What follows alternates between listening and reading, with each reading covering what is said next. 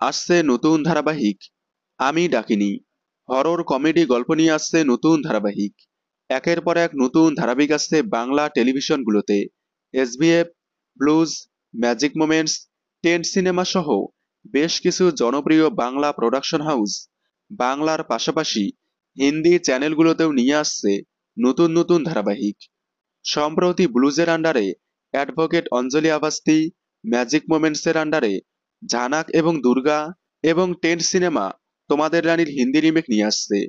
এছাড়াও এসবিএফ এর আন্ডারে অনুরাগ সোয়ার হিন্দি রিমেক দিল কো তুমসে প্যার হুয়া সম্প্রচার হচ্ছে। এবার আবারও এসবিএফ এর আন্ডারে আসছে হিন্দি নতুন ধারাবাহিক, যে ধারাবাহিকে প্রধান নায়িকার ভূমিকায় দেখা যাবে জনপ্রিয় অভিনেত্রী তৃণা সাহাকে।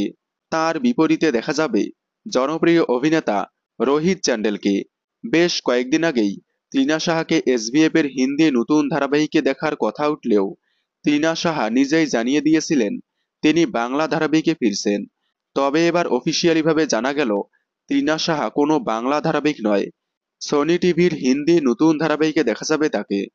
সম্প্রতি সামনে এসেছে এই ধারাবাহিকের টিজার, যেখানে দেখা যাচ্ছে ধারাবাহিকের নাম আমি ডাকিনি। খুব শীঘ্রই প্রধান নায়ক নায়িকা নিয়ে নতুন প্রোমো আসছে এই ধারাবাহিকের। আপনারা এসবিএফ এর হরর কমেডি নতুন ধারাবাহিক আমি ডাকিনি দেখার জন্য কতটা এক্সাইটেড কমেন্টে জানাবেন। বাংলা বিনোদনের এই ধরনের সকল আপডেট সবার আগে পেতে চ্যানেলটি সাবস্ক্রাইব করে পাশে থাকা বেল আইকনটি বাজিয়ে দিন। ধন্যবাদ।